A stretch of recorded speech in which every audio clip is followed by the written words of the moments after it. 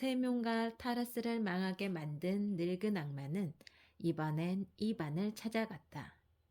장군으로 둔갑한 악마는 이반에게 군대를 만들라고 권했다. 왕에게 군대가 없다는 건 말이 안 됩니다. 명령만 내리시면 제가 백성들 가운데서 군인을 뽑아 훌륭한 군대를 만들어 드리겠습니다. 이반은 그 말을 듣고 이렇게 대꾸했다. 그러지 뭐. 군인들을 뽑아서 노래를 멋지게 부르도록 가르쳐봐. 난 노래를 좋아하니까. 늙은 악마는 나라 안을 돌아다니며 군인을 뽑기 시작했다. 그는 군대에 들어오면 누구에게나 보드카 2병과 빨간 모자를 주겠다고 했다. 바보들은 그 말을 듣고 비웃었다. 술은 우리한테도 얼마든지 있어요. 술 정도야 우리가 직접 담가 먹으니까요. 모자도 우리가 원하는 대로 여자들이 만들어줘요. 화려한 무늬가 있는 모자도 술 달린 모자도 다 만들어줘요. 이렇게 해서 군대에 지원한 사람이 한 명도 없었다. 늙은 악마는 다시 이반을 찾아갔다. 이 나라 바보들은 아무도 자진해서 군대에 오지 않습니다. 아무래도 강제로 끌고 와야겠습니다. 그러지 뭐. 그럼 강제로 끌고 오시오. 늙은 악마는 포고령을 내렸다. 이 나라의 백성들은 모두 군대에 지원해야 하며 이를 거역하면 이반 왕께서 사형을 처할 것이라고 했다. 바보들은 장군을 찾아와 말했다. 우리가 군인이 되지 않으면 왕께서 사형에 처할 거라고 하는데 우리가 군인이 되면 어떻게 될 거라고는 말 안 했어요. 군인이 되면 죽을 수도 있다는데 그게 사실인가요? 그럴 일이 없다고는 할 수 없지. 그 말을 듣자 바보들은 끝까지 고집을 부렸다. 그럼 우린 군대 안 갈래요. 이래도 죽고 저래도 죽는다면 집에서 죽는 게 나으니까요. 늙은 악마가 말했다. 네 놈들은 모두 멍청해. 이 바보들아. 군인이 된다고 반드시 죽는 건 아니야. 하지만 군인이 되지 않으면 이방 왕이 반드시 사형시킬 거란 말이야. 바보들은 곰곰이 생각해 보았다. 그리고 이반을 찾아가 물었다. 장군께서 저희한테 모두 군대에 가라는 명령을 내렸습니다. 군대에 가면 죽을지 안 죽을지 모르지만 군대에 안 가면 왕께서 저희를 반드시 사형시킨다고 하던데 그게 사실입니까? 이반은 호탕하게 웃었다. 푸하, 어떻게 나 혼자 너희를 모두 사형시킬 수 있겠어? 내가 바보가 아니라면 너희가 알아듣기 쉽게 잘 설명할 수 있을 텐데 지금은 나도 잘 이해가 안 돼. 그렇다면 저희는 군대에 가지 않겠습니다. 그러지 뭐 군대에 가지 뭐. 바보들은 장군을 찾아가 군대에 가지 않겠다고 선언했다. 늙은 악마는 일이 뜻대로 되지 않자 타락한 왕을 찾아가 비위를 맞추며 말했다. 이번 기회에 전쟁을 일으켜 이반 왕의 나라를 차지하세요. 그 나라에는 돈은 없지만 곡식이며 가축, 그 밖의 모든 것이 풍부하니까요. 타락한 왕은 전쟁을 치르기로 했다. 먼저 군인을 대규모로 모으고 총과 대포를 갖춘 다음 국경을 넘어 이반의 나라로 쳐들어갔다. 사람들이 이반에게 달려와 말했다. 타락한 왕의 군대가 쳐들어오고 있습니다. 이반이 말했다. 그러라지 뭐 오라고 해. 타락한 왕은 군대를 이끌고 국경을 넘은 다음 척후병을 보내 이방 군대의 동정을 살피게 했다. 그런데 척후병이 아무리 둘러봐도 군대가 보이지 않았다. 그래도 어디선가 불쑥 나타날지 모른다고 생각해서 한참을 기다렸지만 군대가 있다는 소문조차 들을 수 없었다. 싸우려 해도 싸울 상대가 없었다. 타락한 왕은 군대를 보내 마을을 점령하게 했다. 군인들이 어느 마을에 들어서자 바보들이 남녀 할 것 없이 모두 몰려나와 군인들을 신기하게 쳐다보았다. 군인들은 바보들에게 곡식과 가축을 빼앗았다. 바보들은 아무 저항도 하지 않고 달라는 대로 모두 내주었다. 군인들은 다른 마을로 가봤지만 똑같은 일이 벌어졌다. 하루가 지나고 또 하루가 지나도 어디를 가든 상황은 같았다. 바보들은 모든 걸 순순히 내어주었을 뿐만 아니라 자신들과 같이 살자고 했다.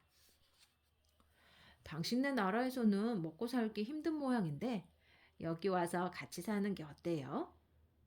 타락한 왕의 군사들은 계속 진군했지만 이반의 군대는 보이지 않았다. 사람들은 일해서 자기도 먹고 남도 먹이고 그렇게 평화롭게 살고 있었다. 적군에게 아무 저항도 하지 않고 같이 살자고 권했다. 군인들은 사기가 떨어져서 타락한 왕을 찾아가 하소연했다. 여기서는 도저히 싸울 수가 없습니다. 다른 나라로 보내주십시오. 싸우고 싶어도 싸울 상대가 없습니다. 더 이상 못하겠습니다. 타락한 왕은 화가 나서 군인들에게 온 나라를 돌아다니며 마을을 마구 때려 부수고 집과 곡식을 불태우고 가축을 죽이라고 명령했다. 그리고 이렇게 덧붙였다. 명령을 거역한 자는 모두 사형에 처하겠다. 군인들은 겁이 나서 왕의 명령을 따랐다. 집과 곡식을 불태웠고 가축을 모두 죽였다. 그래도 바보들은 저항하지 않고 눈물을 흘릴 뿐이었다. 할아버지들이 울자 할머니들도 울었다. 아이들도 덩달아 울음을 터뜨렸다. 우리한테 왜 이러는 거요? 왜 모든 걸 못 쓰게 만드는 거요? 필요하면 그냥 가져갈 것이지. 군인들은 자신들의 행동이 혐오스러워졌다. 그래서 약탈을 멈추고 뿔뿔이 흩어졌다. 그렇게 타락한 왕의 군대는 스스로 무너졌다. 군대로는 이반을 어떻게 할 수 없어 늙은 악마는 떠났다. 그러다가 이번에는 점잖은 신사로 둔갑하고 다시 이반의 나라에 나타났다. 배불뚝이 타라스에게 한 것처럼 이반도 돈으로 파멸시킬 작정이었다. 신사는 사람들에게 말했다. 난 여러분에게 좋은 일을 해주고 지혜를 가르쳐 주겠소. 그러자 사람들이 대답했다. 그래요? 그럼 여기서 살아요. 다음 날 아침 금화가 가득 담긴 커다란 자루와 종이 한 장을 들고 광장에 나타났다. 여러분은 모두 돼지처럼 살고 있어. 내가 여러분한테 어떻게 살아야 할지 가르쳐 주겠소. 이 종이에 그려진 대로 집을 지으시오. 내가 하라는 대로 여러분은 일만 하면 됩니다. 품삯은 금화로 주겠소. 신사는 사람들에게 금화를 보여주었다. 바보들은 깜짝 놀랐다. 그들은 돈이란 걸 가져본 적이 없었다. 필요한 물건은 서로 물물 교환을 하고 일도 품앗이로 서로 도왔기 때문이다. 와, 정말 멋지군요. 사람들은 그 말을 얻기 위해 신사에게 물건을 갖다 주고 일도 해 주었다. 늙은 악마가 타라스를 끝장낼 때 그랬듯이 그 말을 풀자 사람들은 그 말을 얻으려고 온갖 물건을 들고 온갖 일을 해 주었다. 늙은 악마는 크게 기뻐하며 생각했다. 그래, 일이 잘 되어 가는거. 이젠 이 바보 녀석도 끝장을 내야지. 다라스처럼 이놈도 쫄딱 망하게 할 테다. 그런데 바보들은 금화를 얻는 족족 나눠주는 바람에 아낙네들은 금화로 목걸이를 만들어 다녔고 처녀들은 금화로 머리 장식을 했고 아이들은 거리에서 금화를 가지고 놀았다. 이렇게 모든 사람들이 금화를 갖게 되자 아무도 더 이상 신사 일을 하려 하지 않았다.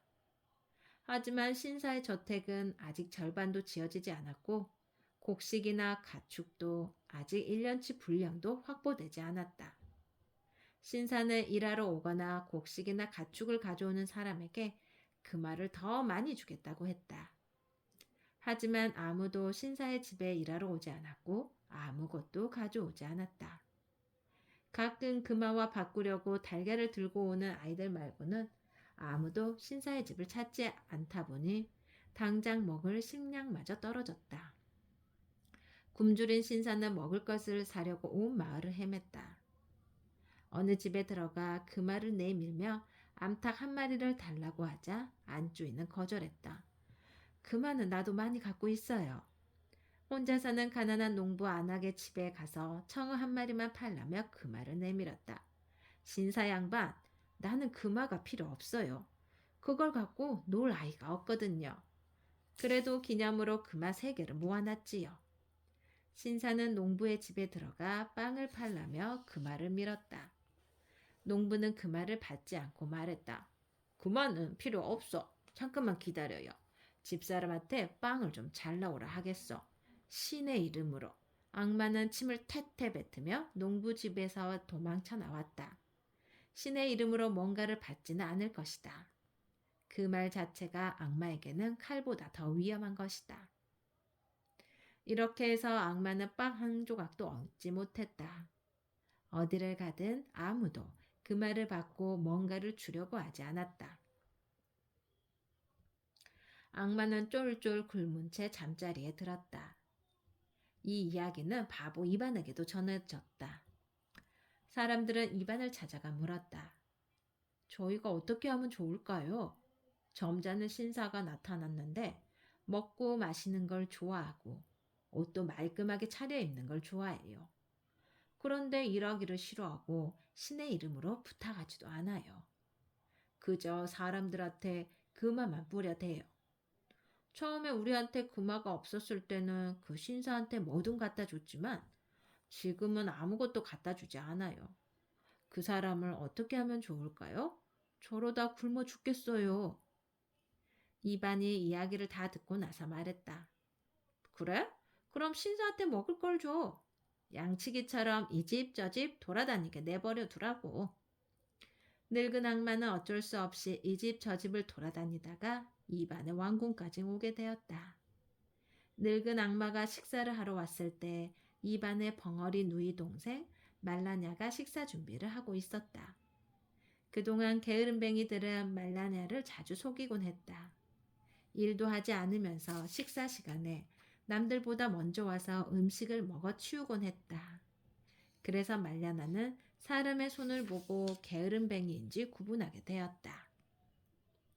늙은 악마가 식탁에 앉자 말라냐는 악마의 손을 덥석 잡고 손바닥을 보았다.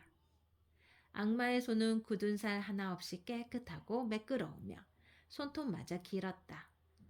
말라냐는 악마를 향해 고함을 꽥 지르더니 그를 식탁에서 쫓아버렸다. 이반의 아내가 악마에게 말했다.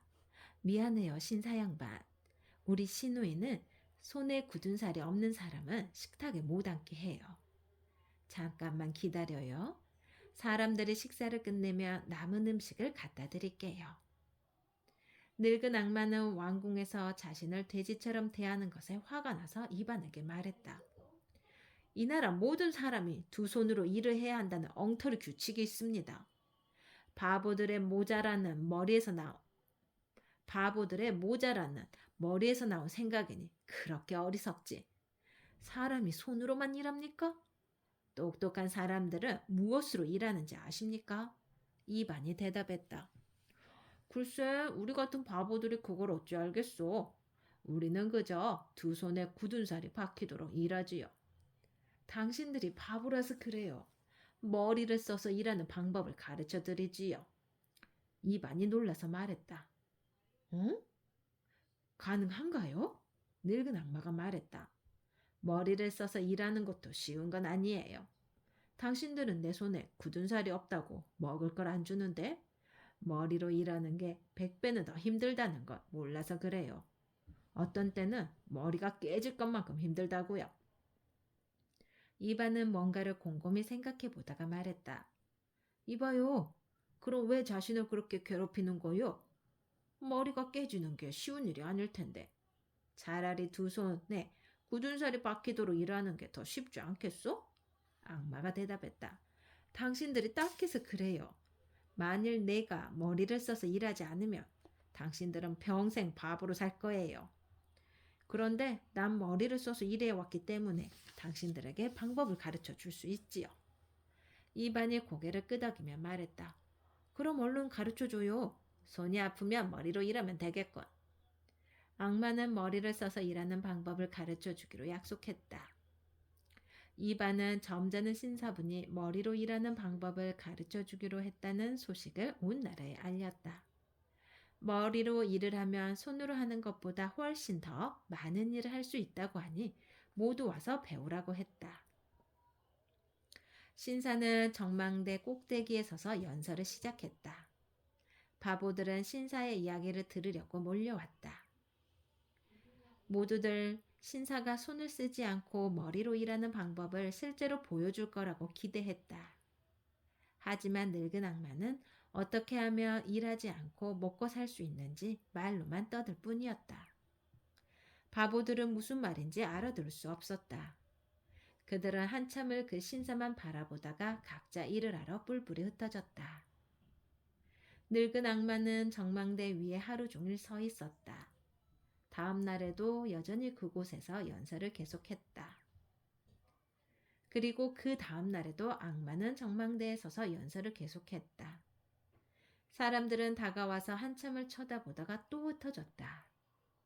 이반이 사람들에게 물었다. 그래, 그 신사 양반이 드디어 머리로 일하기 시작했느냐? 사람들이 대답했다.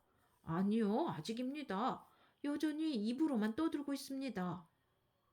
늙은 악마는 또 하루를 정망대 위에 서 있었다.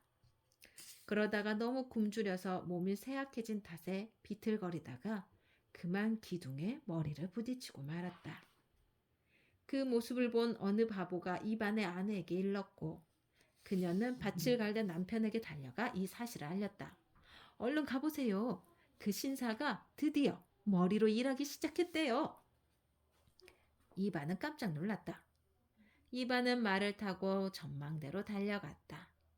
그때 늙은 악마는 온몸에 힘이 다 빠져 휘청거리며 계속해서 기둥에 머리를 부딪히고 있었다. 이반이 전망대에 도착한 순간 악마는 발을 헛디뎌 앞으로 꼬꾸라졌고 계단에 머리를 쿵쿵 찍으며 굴러 떨어졌다. 그걸 보고 이반이 말했다. 머리가 깨질 수도 있다더니 신사 양반 말이 사실이었군. 이건 굳은 살이 박히는 것과는 비교도 안 되지. 저렇게 일하다간 혹부리 영감이 되겠어. 늙은 악마는 계단 맨 아래 땅까지 굴러떨어져 머리를 땅에 쳐박고 있었다.